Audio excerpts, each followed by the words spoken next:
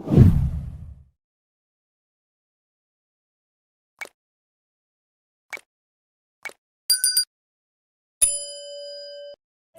इश्क हो खुदा करे, तुझे इश्क हो खुदा करे। आज हम बात करेंगे ड्रामा जान निसार की। वज़नी होश में आने के बाद पूछता है कि दुआ कहाँ है। इस पर वज़नी के वालिद कहते हैं हमने दुआ को घर से निकाल दिया है और अब तुम दुआ को तलाक दे दो और ऐसी लड़की अब हमारे साथ नहीं रह सकती। इस सुनकर वज़नी कहता है कि मैं किसी कीमत पर दुआ को तलाक नहीं दूंगा। इस बात का कोई सबूत नहीं है कि दुआ ने मुझे जहर दिया है और ये भी हो सकता है हमारा कोई मुलाजिम हमारे दुश्मन से मिल गया हो। इसलिए जब तक सच सामने नहीं आता मैं दुआ को तलाक नहीं दूंगा और अगर दुआ ने मुझे जहर दिया तो फिर दुआ को इसकी सजा भी मिलेगी। ये सब सुनकर माला बहुत परेशान होती है और पुलिस ऑफिसर को कॉल करती है और कहती है तुम दुआ पर इतना तशद्दुद करो कि दुआ खुद इस बात का इकरार कर ले कि इसने वज़नी को जहर दिया है और अगर दुआ फिर भी ना माने तो दुआ की फैमिली को उठा लो और दुआ के सामने इसकी फैमिली पर तशद्दुद करो ताकि दुआ मजबूर होकर हमारी बात मान जाए और दुआ की फैमिली को भी ये बता दो कि अगर दुआ वज़नी से तलाक ले लेगी तो दुआ और सब घर वालों को छोड़ दिया जाएगा और FIR भी वापस ले ली जाएगी और काम पक्का होना चाहिए। इसके बदले तुम्हें बहुत सी रकम दूंगी मैं।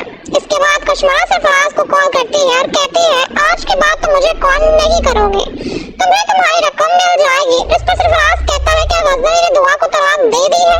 इस पर कश्मीरा कहती है ये काम भी बहुत जल्द हो जाएगा क्योंकि दुआ वज़नी को जहर देने के इल्जाम में जेल में है। ये सुनकर सरफराज बहुत परेशान होता है। कश्मीरा से कहता है वज़नी ने पुलिस वालों को ये बताया कि दुआ मुझे अपने घर बुलाती थी तो पुलिस वाले समझेंगे कि मैं भी दुआ के साथ मिला हुआ हूँ और पुलिस मुझे भी गिरफ्तार कर लेगी।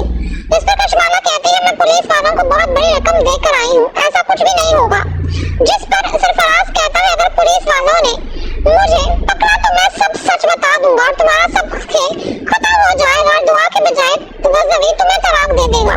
इस सुनकर कश्मीरा बहुत परेशान होती है और अपने खास मुलाजिम को कॉल करती है और कहती है तुम सरफराज पर नजर रखो और जब तक मैं ना कहूँ सरफराज को पैसे ना देना और जिस दिन वज़नी दुआ को तलाक दे देगा उस दिन सरफराज का भी काम तमाम कर देना क्योंकि मैं नहीं चाहती कि सरफराज मुझे ब्लैकमेल करे और सब सच वज़नी को मालूम हो जाए। दूसरी तरफ कश्मीरा को ये मालूम नहीं होता कि जाफर का खास आदमी कश्मीरा और सरफराज का पीछा कर रहा है और जाफर को कश्मीरा पे शक हो गया है।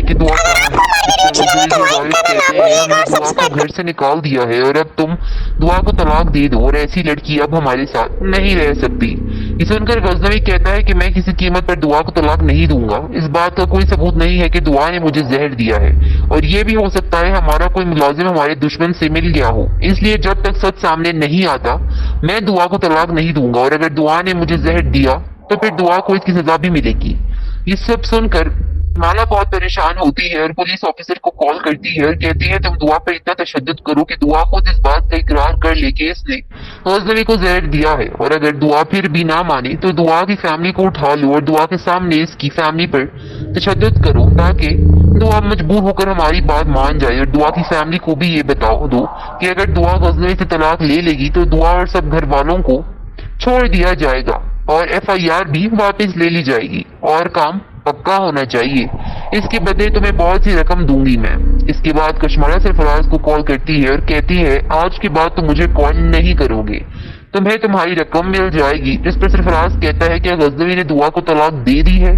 जिस पर कश्मीरा कहती है ये काम भी बहुत जल्द हो जाएगा क्योंकि दुआ वज़नी को जहर देने के इल्जाम में जेल में है। ये सुनकर सरफराज बहुत परेशान होता है और कश्मीरा से कहता है वज़नी ने पुलिस वालों को ये बताया कि दुआ मुझे अपने घर बुलाती थी तो पुलिस वाले समझेंगे कि मैं भी दुआ के साथ मिला हुआ हूँ और पुलिस मुझे भी गिरफ्तार कर लेगी। जिस पर कश्मीरा कहती है मैं पुलिस वालों को बहुत बड़ी रकम देकर आई हूँ, ऐसा कुछ भी नहीं होगा। जिस पर सरफराज कहता है अगर पुलिस वालों ने मुझे पकड़ा तो मैं सब सच बता दूंगा और तुम्हारा सब खेल खत्म हो जाएगा और दुआ के बजाय वज़नी तुम्हें तलाक दे देगा। ये सुनकर कश्मीरा बहुत परेशान होती है और अपने खास मुलाजिम को कॉल करती है और कहती है तुम सरफराज पर नजर रखो और जब तक मैं ना कहूँ सरफराज को पैसे ना देना और जिस दिन वज़नी दुआ को तलाक दे देगा उस दिन सरफराज का भी काम तमाम कर देना क्योंकि मैं नहीं चाहती कि सरफराज मुझे ब्लैकमेल करे और सब सच वज़नी को मालूम हो जाए। आज हम बात करेंगे ड्रामा जान निसार की।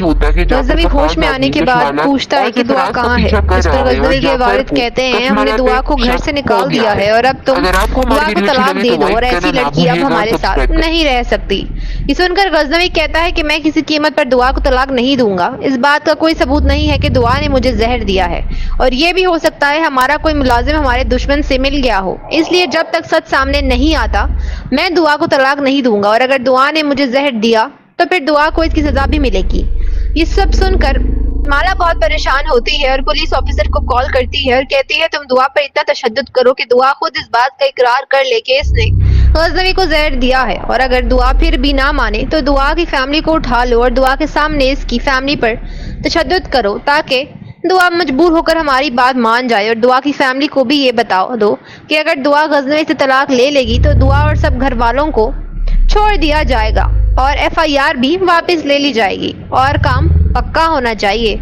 इसके बदले तुम्हें बहुत सी रकम दूंगी मैं। इसके बाद कशमाला सरफराज को कॉल करती है और कहती है आज के बाद तुम मुझे कॉल नहीं करोगे, तुम्हें तुम्हारी रकम मिल जाएगी। जिस पर सरफराज कहता है क्या गजनवी ने दुआ को तलाक दे दी है, जिस पर कशमाला कहती है ये काम भी बहुत जल्द हो जाएगा क्योंकि दुआ गजनवी को जहर देने के इल्जाम में जेल में है। ये सुनकर सरफराज बहुत परेशान होता है और कशमाला से कहता है अगर गजनवी ने पुलिस वालों को ये बताया कि दुआ मुझे अपने घर बुलाती थी तो पुलिस वाले समझेंगे कि मैं भी दुआ के साथ मिला हुआ हूँ और पुलिस मुझे भी गिरफ्तार कर लेगी।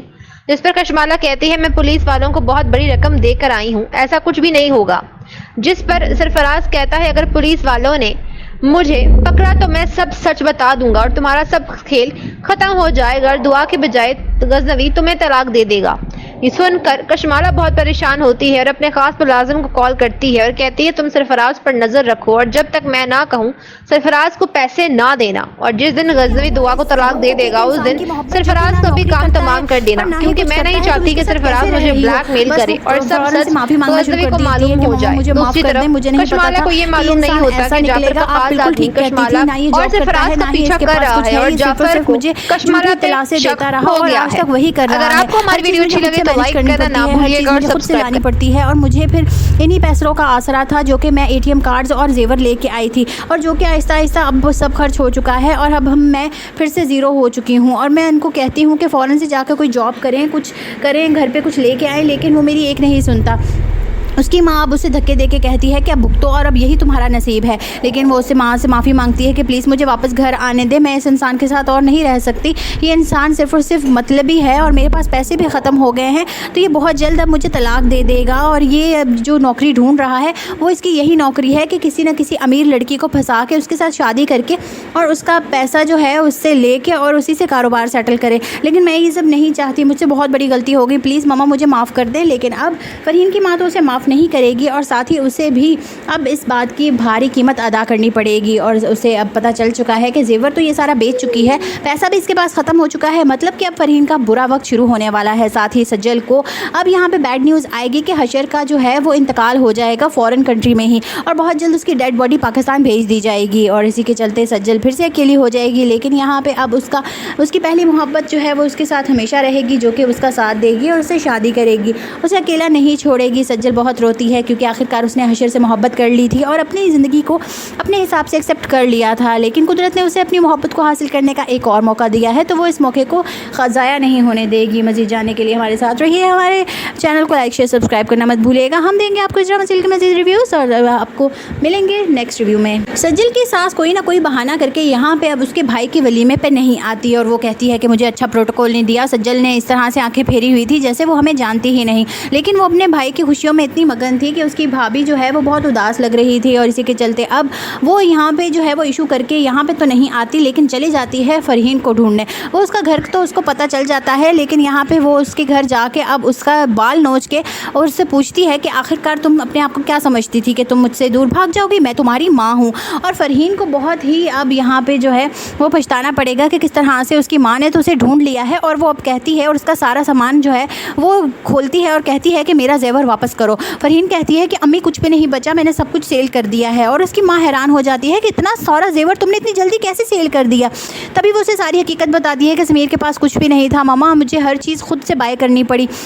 मैं अपना फर्नीचर, अपना जहेज का सामान भी सब बेच चुकी थी, इसलिए मेरे पास कोई सामान भी नहीं था। और यहाँ पे इसका घर इतना खाली और ऐसा थक्कड़ था कि यहाँ पे गुजारा करना नामुमकिन था। इसीलिए मुझे वो सब बेच के यहाँ घर का फर्नीचर, किचन का सामान और बहुत सारी चीज़ें लेनी पड़ी। उसकी माँ सर पकड़ के बैठ जाती है कि इतना सारा जेवर जो कि हमारा फ्यूचर सिक्योर कर सकता था, तुमने एक झट में बेच दिया। और हासिल क्या हुआ इस 2 टके के इंसान की मोहब्बत, जो कि ना नौकरी करता है और ना ही कुछ करता है, तुम इसके साथ कैसे रह रही हो। बस वो फ़ौरन से माफ़ी मांगना शुरू कर देती है कि मम्मा मुझे माफ़ कर दें, मुझे नहीं पता था कि ये इंसान ऐसा निकलेगा। आप बिल्कुल ठीक कहती थी, ना ये जॉब करता है, ना ही इसके पास कुछ है, ये सिर्फ़ और सिर्फ मुझे झूठे दिलासे देता रहा और आज तक वही कर रहा है। हर चीज़ मुझे खुद से मैनेज करनी पड़ती है, हर चीज़ मुझे खुद से लानी पड़ती है। और मुझे फिर इन्हीं पैसों का आसरा था जो कि मैं ATM कार्ड्स और जेवर लेके आई थी, और जो कि आहिस्ता आहिस्ता अब वो सब खर्च हो चुका है और अब मैं फिर से ज़ीरो हो चुकी हूँ। और मैं उनको कहती हूँ कि फ़ौरन से जाकर कोई जॉब करें, कुछ करें, घर पे कुछ लेके आएँ, लेकिन वो मेरी एक नहीं सुनता।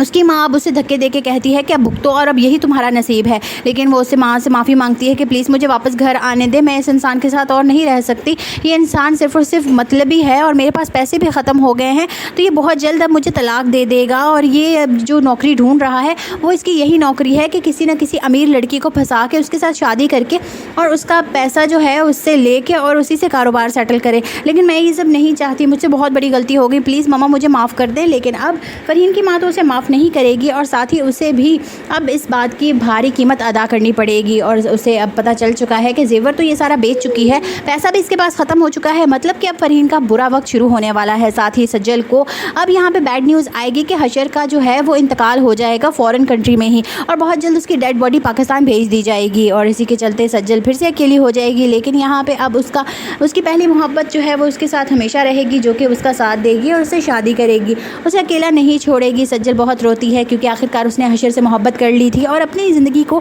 अपने हिसाब से एक्सेप्ट कर लिया था। लेकिन कुदरत ने उसे अपनी मोहब्बत को हासिल करने का एक और मौका दिया है, तो वो इस मौके को ज़ाया नहीं होने देगी। मज़ीद जानने के लिए हमारे साथ रहिए, हमारे चैनल को लाइक शेयर सब्सक्राइब करना मत भूलिएगा। हम देंगे आपको इस ड्रामा सीरियल के मज़ीद रिव्यूज़ और आपको मिलेंगे नेक्स्ट रिव्यू में। सज्जल की सास कोई ना कोई बहाना करके यहाँ पे अब उसके भाई के वलीमे पे नहीं आती और वो कहती है कि मुझे अच्छा प्रोटोकॉल नहीं दिया। सज्जल ने इस तरह से आंखें फेरी हुई थी जैसे वो हमें जानती ही नहीं, लेकिन वो अपने भाई की खुशियों में इतनी मगन थी कि उसकी भाभी जो है वो बहुत उदास लग रही थी। और इसी के चलते अब वो यहाँ पे जो है वो इशू करके यहाँ पे तो नहीं आती, लेकिन चली जाती है फ़रहीन को ढूंढने। वो उसका घर तो उसको पता चल जाता है, लेकिन यहाँ पे वो उसके घर जाके अब उसका बाल नोच के और उससे पूछती है कि आखिरकार तुम अपने आप को क्या समझती थी कि तुम मुझसे दूर भाग जाओगी, मैं तुम्हारी माँ हूँ। और फ़रहीन को बहुत ही अब यहाँ पे जो है वो पछताना पड़ेगा कि किस तरह से उसकी माँ ने तो उसे ढूंढ लिया है। और वो अब कहती है और उसका सारा सामान जो है वो खोलती है और कहती है कि मेरा जेवर वापस करो। फ़रहीन कहती है कि अम्मी कुछ भी नहीं बचा, मैंने सब कुछ सेल कर दिया है। और उसकी माँ हैरान हो जाती है कि इतना सारा जेवर तुमने इतनी जल्दी कैसे सेल कर दिया। तभी वो उसे सारी हकीकत बताती है कि समीर के पास कुछ भी नहीं था मामा, मुझे हर चीज़ खुद से बाय करनी पड़ी। मैं अपना फर्नीचर, अपना जहेज का सामान भी सब बेच चुकी थी, इसलिए मेरे पास कोई सामान भी नहीं था। और यहाँ पे इसका घर इतना खाली और ऐसा थक्कड़ था कि यहाँ पे गुजारा करना नामुमकिन था। इसीलिए मुझे वो सब बेच के यहाँ घर का फर्नीचर, किचन का सामान और बहुत सारी चीज़ें लेनी पड़ी। उसकी माँ सर पकड़ के बैठ जाती है कि इतना सारा जेवर जो कि हमारा फ्यूचर सिक्योर कर सकता था, तुमने एक झट में बेच दिया। और हासिल क्या हुआ इस 2 टके के इंसान की मोहब्बत, जो कि ना नौकरी करता है और ना ही कुछ करता है, तुम इसके साथ कैसे रह रही हो। बस वो फ़ौरन से माफ़ी मांगना शुरू कर देती है कि मम्मा मुझे माफ़ कर दें, मुझे नहीं पता था कि ये इंसान ऐसा निकलेगा। आप बिल्कुल ठीक कहती थी, ना ये जॉब करता है, ना ही इसके पास कुछ है, ये सिर्फ़ और सिर्फ मुझे झूठे दिलासे देता रहा और आज तक वही कर रहा है। हर चीज़ मुझे खुद से मैनेज करनी पड़ती है, हर चीज़ मुझे खुद से लानी पड़ती है। और मुझे फिर इन्हीं पैसों का आसरा था जो कि मैं ATM कार्ड्स और जेवर लेके आई थी, और जो कि आहिस्ता आहिस्ता अब वो सब खर्च हो चुका है और अब मैं फिर से ज़ीरो हो चुकी हूँ। और मैं उनको कहती हूँ कि फ़ौरन से जाकर कोई जॉब करें, कुछ करें, घर पे कुछ लेके आएँ, लेकिन वो मेरी एक नहीं सुनता।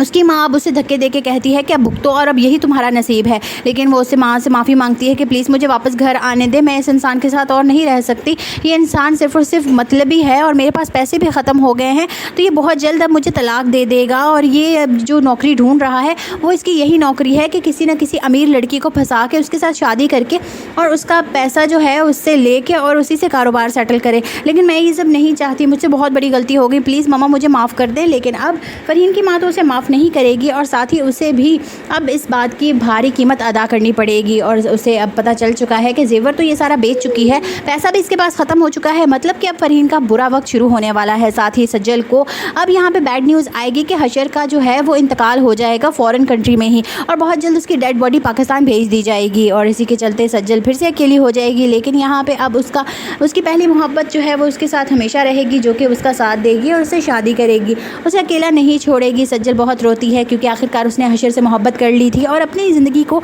अपने हिसाब से एक्सेप्ट कर लिया था, लेकिन कुदरत ने उसे अपनी मोहब्बत को हासिल करने का एक और मौका दिया है, तो वो इस मौके को ज़ाया नहीं होने देगी। मज़ीद जानने के लिए हमारे साथ रहिए, हमारे चैनल को लाइक शेयर सब्सक्राइब करना मत भूलिएगा। हम देंगे आपको इस ड्रामा सीरियल के मज़ीद रिव्यूज़ और आपको मिलेंगे नेक्स्ट रिव्यू में। सज्जल की सास कोई ना कोई बहाना करके यहाँ पे अब उसके भाई के वलीमे पे नहीं आती और वो कहती है कि मुझे अच्छा प्रोटोकॉल नहीं दिया। सज्जल ने इस तरह से आंखें फेरी हुई थी जैसे वो हमें जानती ही नहीं, लेकिन वो अपने भाई की खुशियों में इतनी मगन थी कि उसकी भाभी जो है वो बहुत उदास लग रही थी। और इसी के चलते अब वो यहाँ पे जो है वो इशू करके यहाँ पे तो नहीं आती, लेकिन चली जाती है फ़रहीन को ढूंढने। वो उसका घर तो उसको पता चल जाता है, लेकिन यहाँ पे वो उसके घर जाके अब उसका बाल नोच के और उससे पूछती है कि आखिरकार तुम अपने आप को क्या समझती थी कि तुम मुझसे दूर भाग जाओगी, मैं तुम्हारी माँ हूँ। और फ़रहीन को बहुत ही अब यहाँ पे जो है वो पछताना पड़ेगा कि किस तरह से उसकी माँ ने तो उसे ढूंढ लिया है। और वो अब कहती है और उसका सारा सामान जो है वो खोलती है और कहती है कि मेरा जेवर वापस करो। फ़रहीन कहती है कि अम्मी कुछ भी नहीं बचा, मैंने सब कुछ सेल कर दिया है। और उसकी माँ हैरान हो जाती है कि इतना सारा जेवर तुमने इतनी जल्दी कैसे सेल कर दिया। तभी वो उसे सारी हकीकत बताती है कि समीर के पास कुछ भी नहीं था मामा, मुझे हर चीज़ खुद से बाय करनी पड़ी, मैं अपना फ़र्नीचर अपना जहेज़ का सामान भी सब बेच चुकी थी, इसलिए मेरे पास कोई सामान भी नहीं था। और यहाँ पे इसका घर इतना खाली और ऐसा थक्कड़ था कि यहाँ पे गुजारा करना नामुमकिन था, इसीलिए मुझे वो सब बेच के यहाँ घर का फ़र्नीचर, किचन का सामान और बहुत सारी चीज़ें लेनी पड़ी। उसकी माँ सर पकड़ के बैठ जाती है कि इतना सारा जेवर जो कि हमारा फ्यूचर सिक्योर कर सकता था तुमने एक झट में बेच दिया, और हासिल क्या हुआ इस 2 टके के इंसान की मोहब्बत जो कि ना नौकरी करता है और ना ही कुछ करता है, तुम इसके साथ कैसे रह रही हो। बस वो फ़ौरन से माफ़ी मांगना शुरू कर देती है कि मम्मा मुझे माफ़ कर दें, मुझे नहीं पता था कि ये इंसान ऐसा निकलेगा, आप बिल्कुल ठीक कहती थी, ना ये जॉब करता है ना ही इसके पास कुछ है, ये सिर्फ़ और सिर्फ मुझे झूठे दिलासे देता रहा और आज तक वही कर रहा है। हर चीज़ मुझे खुद से मैनेज करनी पड़ती है, हर चीज़ मुझे खुद से लानी पड़ती है, और मुझे फिर इन्हीं पैसों का आसरा था जो कि मैं ATM कार्ड्स और जेवर लेके आई थी, और जो कि आहिस्ता आहिस्ता अब सब खर्च हो चुका है और अब मैं फिर से ज़ीरो हो चुकी हूँ। और मैं उनको कहती हूँ कि फ़ौरन से जाकर कोई जॉब करें, कुछ करें, घर पे कुछ लेके आएँ, लेकिन वो मेरी एक नहीं सुनता।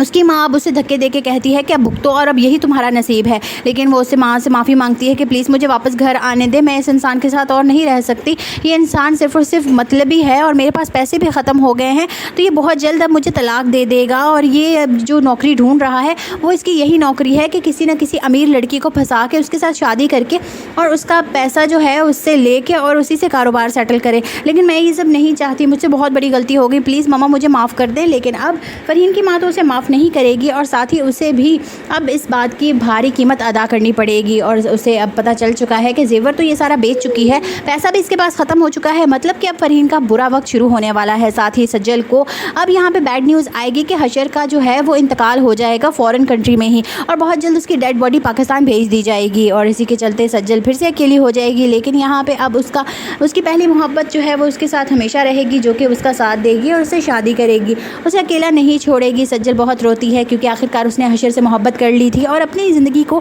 अपने हिसाब से एक्सेप्ट कर लिया था, लेकिन कुदरत ने उसे अपनी मोहब्बत को हासिल करने का एक और मौका दिया है, तो वो इस मौके को ज़ाया नहीं होने देगी। मज़ीद जानने के लिए हमारे साथ रहिए, हमारे चैनल को लाइक शेयर सब्सक्राइब करना मत भूलिएगा। हम देंगे आपको इस ड्रामा सीरियल के मज़ीद रिव्यूज़ और आपको मिलेंगे नेक्स्ट रिव्यू में। सज्जल की सास कोई ना कोई बहाना करके यहाँ पे अब उसके भाई के वलीमे पे नहीं आती और वो कहती है कि मुझे अच्छा प्रोटोकॉल नहीं दिया। सज्जल ने इस तरह से आंखें फेरी हुई थी जैसे वो हमें जानती ही नहीं, लेकिन वो अपने भाई की खुशियों में इतनी मगन थी कि उसकी भाभी जो है वो बहुत उदास लग रही थी। और इसी के चलते अब वो यहाँ पे जो है वो इशू करके यहाँ पे तो नहीं आती, लेकिन चली जाती है फ़रहीन को ढूंढने। वो उसका घर तो उसको पता चल जाता है, लेकिन यहाँ पे वो उसके घर जाके अब उसका बाल नोच के और उससे पूछती है कि आखिरकार तुम अपने आप को क्या समझती थी कि तुम मुझसे दूर भाग जाओगी, मैं तुम्हारी माँ हूँ। और फ़रहीन को बहुत ही अब यहाँ पे जो है वो पछताना पड़ेगा कि किस तरह से उसकी माँ ने तो उसे ढूंढ लिया है, और वो अब कहती है और उसका सारा सामान जो है वो खोलती है और कहती है कि मेरा जेवर वापस करो। फ़रहीन कहती है कि अम्मी कुछ भी नहीं बचा, मैंने सब कुछ सेल कर दिया है। और उसकी माँ हैरान हो जाती है कि इतना सारा जेवर तुमने इतनी जल्दी कैसे सेल कर दिया।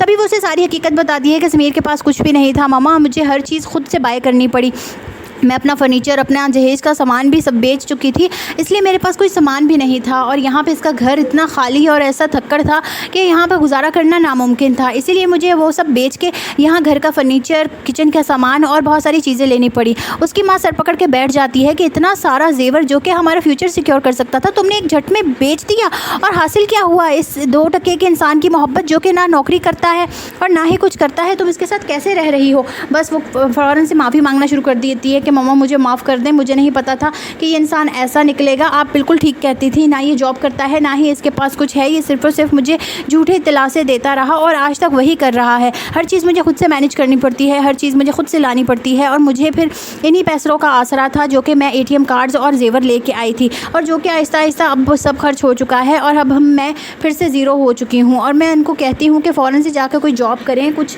करें, घर पे कुछ लेके आएँ, लेकिन वो मेरी एक नहीं सुनता।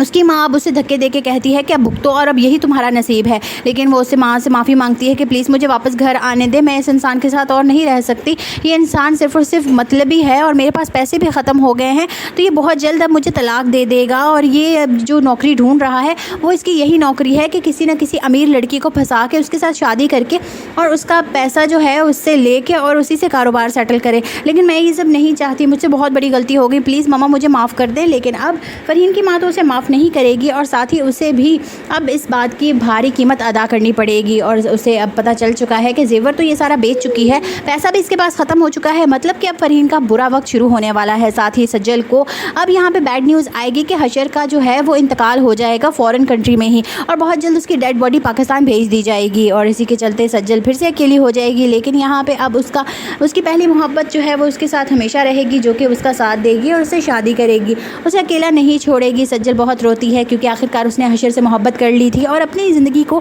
अपने हिसाब से एक्सेप्ट कर लिया था। लेकिन कुदरत ने उसे अपनी मोहब्बत को हासिल करने का एक और मौका दिया है, तो वो इस मौके को ज़ाया नहीं होने देगी। मज़ीद जानने के लिए हमारे साथ रहिए, हमारे चैनल को लाइक शेयर सब्सक्राइब करना मत भूलिएगा। हम देंगे आपको इजरा मसील के मज़ीद रिव्यूज़ और आपको मिलेंगे नेक्स्ट रिव्यू में। सज्जल की सास कोई ना कोई बहाना करके यहाँ पे अब उसके भाई के वलीमे पे नहीं आती और वो कहती है कि मुझे अच्छा प्रोटोकॉल नहीं दिया। सज्जल ने इस तरह से आंखें फेरी हुई थी जैसे वो हमें जानती ही नहीं, लेकिन वो अपने भाई की खुशियों में इतनी मगन थी कि उसकी भाभी जो है वो बहुत उदास लग रही थी। और इसी के चलते अब वो यहाँ पे जो है वो इशू करके यहाँ पे तो नहीं आती, लेकिन चली जाती है फ़रहीन को ढूंढने। वो उसका घर तो उसको पता चल जाता है, लेकिन यहाँ पे वो उसके घर जाके अब उसका बाल नोच के और उससे पूछती है कि आखिरकार तुम अपने आप को क्या समझती थी कि तुम मुझसे दूर भाग जाओगी, मैं तुम्हारी माँ हूँ। और फ़रहीन को बहुत ही अब यहाँ पे जो है वो पछताना पड़ेगा कि किस तरह से उसकी माँ ने तो उसे ढूंढ लिया है। और वो अब कहती है और उसका सारा सामान जो है वो खोलती है और कहती है कि मेरा जेवर वापस करो। फ़रहीन कहती है कि अम्मी कुछ भी नहीं बचा, मैंने सब कुछ सेल कर दिया है। और उसकी माँ हैरान हो जाती है कि इतना सारा जेवर तुमने इतनी जल्दी कैसे सेल कर दिया।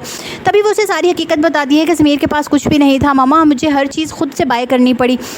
मैं अपना फर्नीचर, अपना जहेज का सामान भी सब बेच चुकी थी, इसलिए मेरे पास कोई सामान भी नहीं था। और यहाँ पे इसका घर इतना खाली और ऐसा थक्कड़ था कि यहाँ पे गुजारा करना नामुमकिन था। इसीलिए मुझे वो सब बेच के यहाँ घर का फर्नीचर, किचन का सामान और बहुत सारी चीज़ें लेनी पड़ी। उसकी माँ सर पकड़ के बैठ जाती है कि इतना सारा जेवर जो कि हमारा फ्यूचर सिक्योर कर सकता था, तुमने एक झट में बेच दिया। और हासिल क्या हुआ इस 2 टके के इंसान की मोहब्बत, जो कि ना नौकरी करता है और ना ही कुछ करता है, तुम इसके साथ कैसे रह रही हो। बस वो फ़ौरन से माफ़ी मांगना शुरू कर देती है कि मम्मा मुझे माफ़ कर दें, मुझे नहीं पता था कि ये इंसान ऐसा निकलेगा। आप बिल्कुल ठीक कहती थी, ना ये जॉब करता है, ना ही इसके पास कुछ है, ये सिर्फ़ और सिर्फ मुझे झूठे दिलासे देता रहा और आज तक वही कर रहा है। हर चीज़ मुझे खुद से मैनेज करनी पड़ती है, हर चीज़ मुझे खुद से लानी पड़ती है। और मुझे फिर इन्हीं पैसों का आसरा था जो कि मैं ATM कार्ड्स और जेवर लेके आई थी, और जो कि आहिस्ता आहिस्ता अब सब खर्च हो चुका है और अब मैं फिर से ज़ीरो हो चुकी हूँ। और मैं उनको कहती हूँ कि फ़ौरन से जाकर कोई जॉब करें, कुछ करें, घर पे कुछ लेके आएँ, लेकिन वो मेरी एक नहीं सुनता।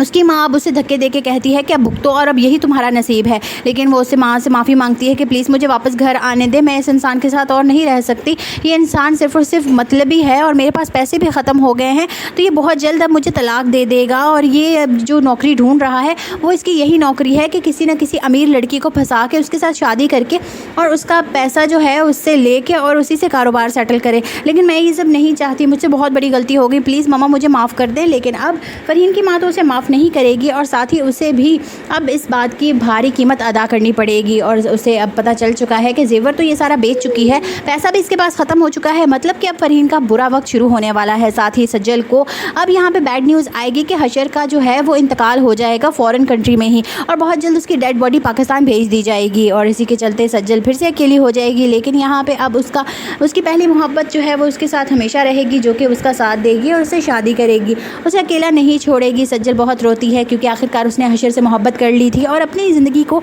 अपने हिसाब से एक्सेप्ट कर लिया था, लेकिन कुदरत ने उसे अपनी मोहब्बत को हासिल करने का एक और मौका दिया है, तो वो इस मौके को ज़ाया नहीं होने देगी। मज़ीद जानने के लिए हमारे साथ रहिए, हमारे चैनल को लाइक शेयर सब्सक्राइब करना मत भूलिएगा। हम देंगे आपको इस ड्रामा सीरियल के मज़ीद रिव्यूज़ और आपको मिलेंगे नेक्स्ट रिव्यू में। सज्जल की सास कोई ना कोई बहाना करके यहाँ पे अब उसके भाई के वलीमे पे नहीं आती और वो कहती है कि मुझे अच्छा प्रोटोकॉल नहीं दिया। सज्जल ने इस तरह से आंखें फेरी हुई थी जैसे वो हमें जानती ही नहीं, लेकिन वो अपने भाई की खुशियों में इतनी मगन थी कि उसकी भाभी जो है वो बहुत उदास लग रही थी। और इसी के चलते अब वो यहाँ पे जो है वो इशू करके यहाँ पे तो नहीं आती, लेकिन चली जाती है फ़रहीन को ढूंढने। वो उसका घर तो उसको पता चल जाता है, लेकिन यहाँ पे वो उसके घर जाके अब उसका बाल नोच के और उससे पूछती है कि आखिरकार तुम अपने आप को क्या समझती थी कि तुम मुझसे दूर भाग जाओगी, मैं तुम्हारी माँ हूँ। और फ़रहीन को बहुत ही अब यहाँ पे जो है वो पछताना पड़ेगा कि किस तरह से उसकी माँ ने तो उसे ढूंढ लिया है। और वो अब कहती है और उसका सारा सामान जो है वो खोलती है और कहती है कि मेरा जेवर वापस करो। फ़रहीन कहती है कि अम्मी कुछ भी नहीं बचा, मैंने सब कुछ सेल कर दिया है। और उसकी माँ हैरान हो जाती है कि इतना सारा जेवर तुमने इतनी जल्दी कैसे सेल कर दिया।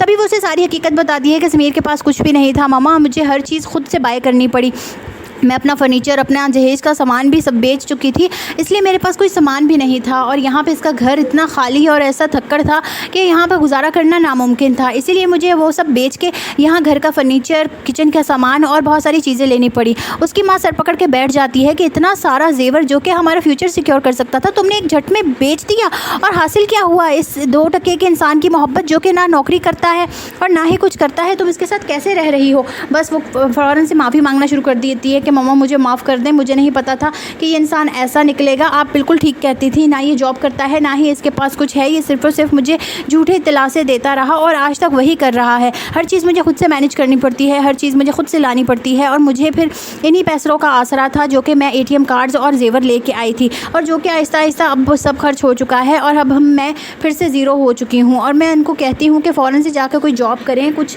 करें, घर पे कुछ लेके आएँ, लेकिन वो मेरी एक नहीं सुनता। उसकी माँ अब उसे धक्के दे के कहती है कि अब भुगतो और अब यही तुम्हारा नसीब है, लेकिन वो उससे माँ से माफ़ी मांगती है कि प्लीज़ मुझे वापस घर आने दे, मैं इस इंसान के साथ और नहीं रह सकती, ये इंसान सिर्फ़ और सिर्फ मतलबी है और मेरे पास पैसे भी ख़त्म हो गए हैं, तो ये बहुत जल्द अब मुझे तलाक दे देगा, और ये जो नौकरी ढूंढ रहा है वो इसकी यही नौकरी है कि किसी न किसी अमीर लड़की को फंसा के उसके साथ शादी करके और उसका पैसा जो है उससे लेके और उसी से कारोबार सेटल करे। लेकिन मैं ये सब नहीं चाहती, मुझसे बहुत बड़ी गलती हो गई, प्लीज़ मामा मुझे माफ़ कर दें। लेकिन अब फ़रहीन की माँ तो उसे माफ़ नहीं करेगी और साथ ही उसे भी अब इस बात की भारी कीमत अदा करनी पड़ेगी। और उसे अब पता चल चुका है कि जेवर तो ये सारा बेच चुकी है, पैसा भी इसके पास ख़त्म हो चुका है, मतलब कि अब फ़रहीन का बुरा वक्त शुरू होने वाला है। साथ ही सज्जल को अब यहाँ पे बैड न्यूज़ आएगी कि हशर का जो है वो इंतकाल हो जाएगा फ़ॉरेन कंट्री में ही, और बहुत जल्द उसकी डेड बॉडी पाकिस्तान भेज दी जाएगी। और इसी के चलते सज्जल फिर से अकेली हो जाएगी। लेकिन यहाँ पे अब उसकी पहली मोहब्बत जो है वो उसके साथ हमेशा रहेगी, जो कि उसका साथ देगी और उससे शादी करेगी, उसे अकेला नहीं छोड़ेगी। सज्जल बहुत रोती है क्योंकि आखिरकार उसने हशर से मोहब्बत कर ली थी और अपनी ज़िंदगी को अपने हिसाब से एक्सेप्ट कर लिया था, लेकिन कुदरत ने उसे अपनी मोहब्बत को हासिल करने का एक और मौका दिया है, तो वो इस मौके को ज़ाया नहीं होने देगी। मज़ीद जानने के लिए हमारे साथ रहिए, हमारे चैनल को लाइक शेयर सब्सक्राइब करना मत भूलिएगा। हम देंगे आपको इस ड्रामा सीरियल के मज़ीद रिव्यूज़ और आपको मिलेंगे नेक्स्ट रिव्यू में। सज्जल की सास कोई ना कोई बहाना करके यहाँ पे अब उसके भाई के वलीमे पे नहीं आती और वो कहती है कि मुझे अच्छा प्रोटोकॉल नहीं दिया। सज्जल ने इस तरह से आंखें फेरी हुई थी जैसे वो हमें जानती ही नहीं, लेकिन वो अपने भाई की खुशियों में इतनी मगन थी कि उसकी भाभी जो है वो बहुत उदास लग रही थी। और इसी के चलते अब वो यहाँ पे जो है वो इशू करके यहाँ पे तो नहीं आती, लेकिन चली जाती है फ़रहीन को ढूंढने। वो उसका घर तो उसको पता चल जाता है, लेकिन यहाँ पे वो उसके घर जाके अब उसका बाल नोच के और उससे पूछती है कि आखिरकार तुम अपने आप को क्या समझती थी कि तुम मुझसे दूर भाग जाओगी, मैं तुम्हारी माँ हूँ। और फ़रहीन को बहुत ही अब यहाँ पे जो है वो पछताना पड़ेगा कि किस तरह से उसकी माँ ने तो उसे ढूंढ लिया है, और वो अब कहती है और उसका सारा सामान जो है वो खोलती है और कहती है कि मेरा जेवर वापस करो। फ़रहीन कहती है कि अम्मी कुछ भी नहीं बचा, मैंने सब कुछ सेल कर दिया है। और उसकी माँ हैरान हो जाती है कि इतना सारा जेवर तुमने इतनी जल्दी कैसे सेल कर दिया। तभी वो उसे सारी हकीकत बताती है कि समीर के पास कुछ भी नहीं था मामा, मुझे हर चीज़ खुद से बाय करनी पड़ी, मैं अपना फर्नीचर, अपना जहेज का सामान भी सब बेच चुकी थी, इसलिए मेरे पास कोई सामान भी नहीं था। और यहाँ पे इसका घर इतना खाली और ऐसा थक्कड़ था कि यहाँ पे गुजारा करना नामुमकिन था। इसीलिए मुझे वो सब बेच के यहाँ घर का फर्नीचर, किचन का सामान और बहुत सारी चीज़ें लेनी पड़ी। उसकी माँ सर पकड़ के बैठ जाती है कि इतना सारा जेवर जो कि हमारा फ्यूचर सिक्योर कर सकता था, तुमने एक झट में बेच दिया। और हासिल क्या हुआ इस 2 टके के इंसान की मोहब्बत, जो कि ना नौकरी करता है और ना ही कुछ करता है, तुम इसके साथ कैसे रह रही हो। बस वो फ़ौरन से माफ़ी मांगना शुरू कर देती है कि मम्मा मुझे माफ़ कर दें, मुझे नहीं पता था कि ये इंसान ऐसा निकलेगा। आप बिल्कुल ठीक कहती थी, ना ये जॉब करता है, ना ही इसके पास कुछ है, ये सिर्फ़ और सिर्फ मुझे झूठे दिलासे देता रहा और आज तक वही कर रहा है। हर चीज़ मुझे खुद से मैनेज करनी पड़ती है, हर चीज़ मुझे खुद से लानी पड़ती है। और मुझे फिर इन्हीं पैसों का आसरा था जो कि मैं ATM कार्ड्स और जेवर लेके आई थी, और जो कि आहिस्ता आहिस्ता अब सब खर्च हो चुका है और अब मैं फिर से ज़ीरो हो चुकी हूँ। और मैं उनको कहती हूँ कि फ़ौरन से जाकर कोई जॉब करें, कुछ करें, घर पे कुछ लेके आएँ, लेकिन वो मेरी एक नहीं सुनता। उसकी माँ अब उसे धक्के दे के कहती है कि अब भुगतो और अब यही तुम्हारा नसीब है। लेकिन वो उससे माँ से माफ़ी मांगती है कि प्लीज़ मुझे वापस घर आने दे, मैं इस इंसान के साथ और नहीं रह सकती। ये इंसान सिर्फ़ और सिर्फ मतलबी है और मेरे पास पैसे भी ख़त्म हो गए हैं, तो ये बहुत जल्द अब मुझे तलाक दे देगा। और ये जो नौकरी ढूंढ रहा है वो इसकी यही नौकरी है कि किसी न किसी अमीर लड़की को फंसा के उसके साथ शादी करके और उसका पैसा जो है उससे लेके और उसी से कारोबार सेटल करे। लेकिन मैं ये सब नहीं चाहती, मुझसे बहुत बड़ी गलती हो गई, प्लीज़ मम्मा मुझे माफ़ कर दें। लेकिन अब फ़रहीन की माँ तो उसे माफ़ नहीं करेगी और साथ ही उसे भी अब इस बात की भारी कीमत अदा करनी पड़ेगी। और उसे अब पता चल चुका है कि जेवर तो ये सारा बेच चुकी है, पैसा भी इसके पास ख़त्म हो चुका है, मतलब कि अब फ़रहीन का बुरा वक्त शुरू होने वाला है। साथ ही सज्जल को अब यहाँ पे बैड न्यूज़ आएगी कि हशर का जो है वो इंतकाल हो जाएगा फ़ॉरेन कंट्री में ही, और बहुत जल्द उसकी डेड बॉडी पाकिस्तान भेज दी जाएगी। और इसी के चलते सज्जल फिर से अकेली हो जाएगी। लेकिन यहाँ पर अब उसकी पहली मोहब्बत जो है वो उसके साथ हमेशा रहेगी, जो कि उसका साथ देगी और उससे शादी करेगी, उसे अकेला नहीं छोड़ेगी। सज्जल बहुत रोती है क्योंकि आखिरकार उसने हशर से मोहब्बत कर ली थी और अपनी ज़िंदगी को अपने हिसाब से एक्सेप्ट कर लिया था। लेकिन कुदरत ने उसे अपनी मोहब्बत को हासिल करने का एक और मौका दिया है, तो वो इस मौके को ज़ाया नहीं होने देगी। मज़ीद जानने के लिए हमारे साथ रहिए, हमारे चैनल को लाइक शेयर सब्सक्राइब करना मत भूलिएगा। हम देंगे आपको इस ड्रामा सीरियल के मज़ीद रिव्यूज़ और आपको मिलेंगे नेक्स्ट रिव्यू में। सज्जल की सास कोई ना कोई बहाना करके यहाँ पे अब उसके भाई के वलीमे पे नहीं आती और वो कहती है कि मुझे अच्छा प्रोटोकॉल नहीं दिया। सज्जल ने इस तरह से आंखें फेरी हुई थी जैसे वो हमें जानती ही नहीं, लेकिन वो अपने भाई की खुशियों में इतनी मगन थी कि उसकी भाभी जो है वो बहुत उदास लग रही थी। और इसी के चलते अब वो यहाँ पे जो है वो इशू करके यहाँ पे तो नहीं आती, लेकिन चली जाती है फ़रहीन को ढूंढने। वो उसका घर तो उसको पता चल जाता है, लेकिन यहाँ पे वो उसके घर जाके अब उसका बाल नोच के और उससे पूछती है कि आखिरकार तुम अपने आप को क्या समझती थी कि तुम मुझसे दूर भाग जाओगी, मैं तुम्हारी माँ हूँ। और फ़रहीन को बहुत ही अब यहाँ पे जो है वो पछताना पड़ेगा कि किस तरह से उसकी माँ ने तो उसे ढूंढ लिया है। और वो अब कहती है और उसका सारा सामान जो है वो खोलती है और कहती है कि मेरा जेवर वापस करो। फ़रहीन कहती है कि अम्मी कुछ भी नहीं बचा, मैंने सब कुछ सेल कर दिया है। और उसकी माँ हैरान हो जाती है कि इतना सारा जेवर तुमने इतनी जल्दी कैसे सेल कर दिया। तभी वो उसे सारी हकीकत बताती है।